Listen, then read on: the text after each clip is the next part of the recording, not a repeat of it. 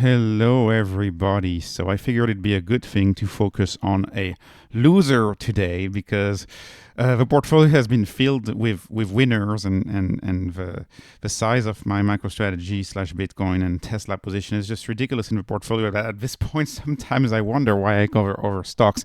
No, it's a joke. Of course I cover many stocks. I focus on alpha and stocks that can generate alpha. And while I'm happy with a lot of companies like HIMS, for example, I discuss HIMS a lot on this channel, but LifeMD recently, there's one loser out there that I want to discuss, which is Enphase Energy. And you know, before the election, right, I didn't want to sell my Enphase because the election could have gone another way. And if the election had gone another way, where do you think Enphase would be right now? Would it be at 120? Would it be at 130 right now if the election had gone another way? Well, turns out, given the size of Tesla in my portfolio, the way the election went was really, really beneficial to my portfolio, and I'm sure the portfolio of many of my viewers. The point is, Enphase, you know, it's a stock that I followed for a long time. It was an early favorite of the channel. It's still a favorite. You know, I'm a long-term investor, and as a long-term investor, I care not about, I care about the stock price, but I just want the stock price to track the business performance over the long run. And now we are entering an era of peak fear for Enphase, and thus the stock price is in my view entirely disconnected from the fundamentals. It's entirely disconnected from my vision of solar and where solar is going to be in 2030 and beyond. And by that I mean, I think in 2030 and beyond, solar will be much more prevalent. I think in 2034, when I walk around my Texas neighborhood, every single roof, maybe not, maybe 80% of the roofs will have solar. Right now, I walk around, it's 10, 12, maybe 15% of the roofs have solar when I go around my neighborhood. I think we're going to see major adoption of solar tech. But the point is, this company Enphase, they've been hurt by the high interest rates. So that was the main thing that has hurt them. And now the market has an added fear to that. No, so not only is the 10-year still pretty high and the rates are still pretty high, and Powell is not dropping the rates as fast as many of us would have hoped, and he's like, I'm going to stay until 2026, even though the new administration clearly doesn't want him to stay until 2026. You know, he's going to be like a thorn in our back with these interest rates, and you know, he said he's not going to drop the interest rate no matter how much the new president wants him to do that. So that's point number one. So that's going to hurt Enphase. And then the new narrative is what? The new narrative is, oh, the IRA bad, IRA done, IRA gone, IRA is the end. You know, we're going to get into a period where these deep analysis, you may remember the last 2 years, the deep analysis that we had about SPACs and about rates. Enphase is going to have to go through that phase of deep analysis. IRA gone, IRA bad. That's like going to be the articles. And the stock price, because of that, is going to hurt. But as a long-term investor, I have to care about the long-term business. When I look at the business, I have to be realistic. The business is so right now. And much of it is still due to their interest rates. It's so. The USA, that was the big surprise, the last call. The USA picked back up. Solar is picking back up in the US. That was the pleasant surprise of the last call. The unpleasant surprise that was that now it's Europe who's slowing down. And now it's Europe who's not doing as well. So this stock has a lot of headwinds. And unfortunately, you know, right now we are at peak fear, I believe. That's why the stock is trading at $61. You know, I'm down about 50% on the stock. You know, yeah, some people bought it at 300, and so if you did, you're down more. But you know, it's if you're a long-term investor, it should matter less, and that's the point. And think about all of these other companies. Think about HIMS, right? HIMS is trading at $28. Think about when we were covering it. It was trading at 6, 7. And I think about, say, people who are buying it at $3. You know what I mean? It's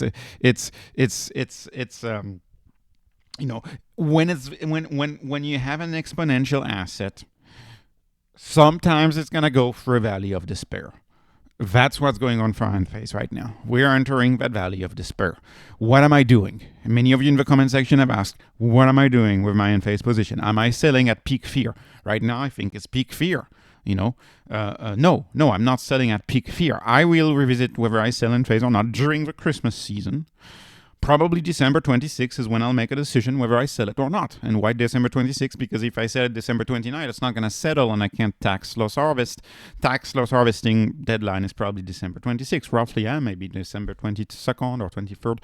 That's when I will revisit. And by the way, the stock could be even lower in December. That's a risk that I'm willing to take. Because I believe right now peak fear is what floods the debate, and we'll have more visibility, especially as to what the policies are going to be on the IRA, right? On December 26th will be less than a month from inauguration, so we'll get to know what's going to happen with the IRA. But of course, another thing I could tell you is that this business existed before the IRA. This business is not an IRA-only story, even though the IRA has been a major tailwind for this business, and we would want the IRA to remain for this business to keep doing well. So that's what I'm doing. I'll be making a video during the Christmas season telling you my final decision on it. Right now I'm just sitting on a position. I've not had it, I've not sold. I'm very relaxed. This is not the kind of thing, I don't make any hasty decision. I have to make 2 points though. Point number one is that I know the news cycle. I see it too. Trump is seen as anti-IRA. He's gonna remove IRA. Anything that has been done by Biden is gonna be removed. Like these black and white statements, right? And I see a contradiction in that statement, because he is also very pro-manufacturing. In fact, if you listen to his entire views on tariffs and his entire policies on tariffs, that's all about manufacturing in the USA, right? And by the way, as far as manufacturing in the USA, that's really what Enphase has been doing. You saw the news, was it 2 days ago? They're not going to open up, they're going to shut down something in Mexico and bring it to the US. Enphase has followed the prescriptions of the IRA. Like Enphase played the game of the IRA, and the IRA worked the way it was supposed to work for Enphase. Like they really brought back, that manufacturing had never been in the US, but they really brought new manufacturing to the USA. So again, that's a double standard. And when we think, is Easy going to do some pruning, right? Is there going to be some pruning done to the IRA and to the manufacturing incentives? If there is some pruning done to the IRA, I highly doubt that all of the manufacturing incentives will be removed. In my view, the manufacturing incentives should remain. And when I try to look at, say, in industry magazines, I recommend this article. Very interesting. Benchmark Mineral, talking about all of the investments as a result of the IRA. They've all been in red states. So it's very likely that all of these IRA investments in red states is very likely that when the House, the Senate get together, if they change anything about the IRA, they're going to make sure that at least the new manufacturing plants that have been opened in red states are not going to shut down. Like, I understand the end. It's possible to imagine there's going to be a lot of end of incentives for, say, imported products, imported products from China, imported panels, imported batteries. That I understand. But manufacturing in the USA, I doubt that's just going to be just a stroke of a pen. Everything's going to be gone overnight. That's really what I doubt. And the best example that I tell you that is Biden, right? If you look at Biden's policies, say, on tariffs, Biden kept many of the tariffs that were put by Trump.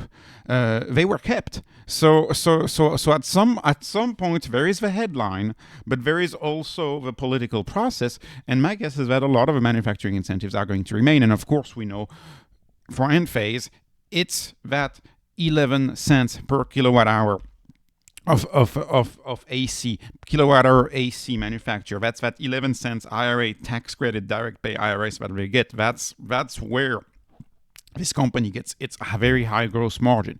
That's where it gets its very high EBITDA. When they have gallium nitride microinverters, when they introduce those, my guess is that how much IRA benefit are they gonna get? In a prior video, I had calculated something like a gallium nitride microinverter. You could imagine them getting $60 or $70 of IRA benefit per microinverter. So that's clearly a major incentive to manufacture in the USA.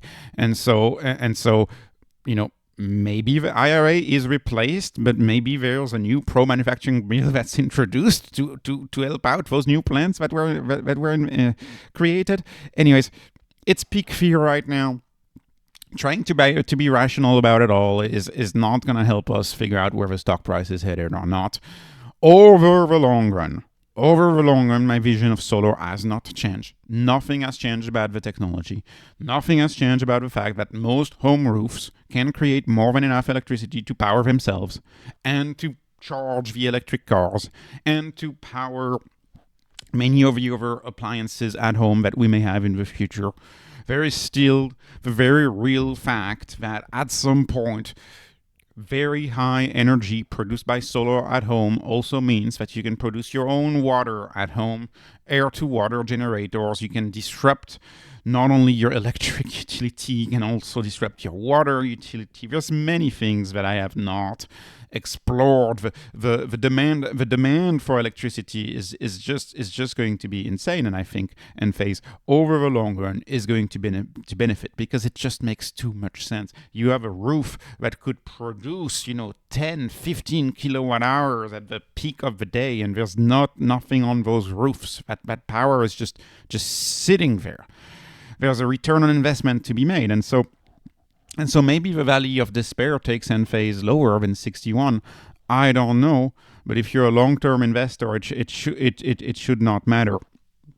Microinverters, they're a very compelling technology in my view. I've made many videos about this.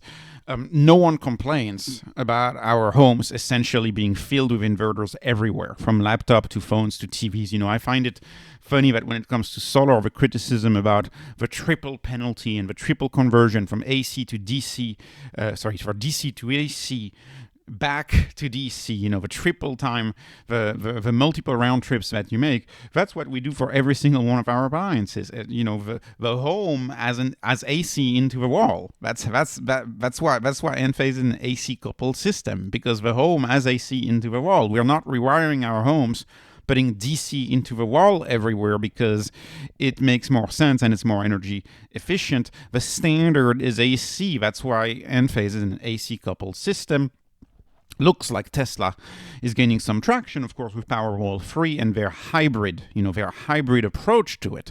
But nonetheless, I think microinverters are a very compelling technology, and when you take into account the fact that it's a miniaturized tech that is warranted for 25 years versus 10 to 12 and a half years for competing solutions, I find, like I said, fundamental analysis right now, in my view, is still there for Enphase, but nobody cares about fundamental analysis right now. Nobody cares about quality analysis right now. Right now, it's raised high, rates are high, IRA is going to be gone, thus sell Enphase. And that's how you can explain this stock is at 61 right now.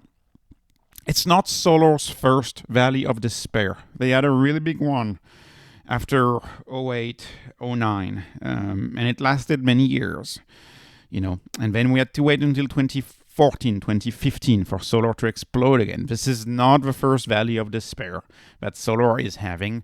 This is a highly cyclical industry, but very, very long cycles. Like we're talking 10-year cycles. This is how this industry seems to move.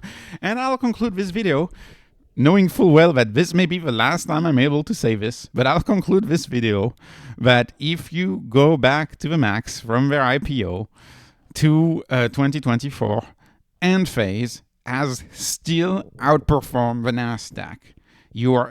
I go to my return calculator, and remember the Nasdaq is very high right now, and Enphase is very low right now. And when I do my 12-year analysis, Enphase is at 18.66 average annual total return versus Nasdaq at 18.49. It's still outperformed the Nasdaq as of right now. And guess what? It's going to have to drop a whole lot more to still outperform the S&P 500. So fundamental analysis still has a role to play.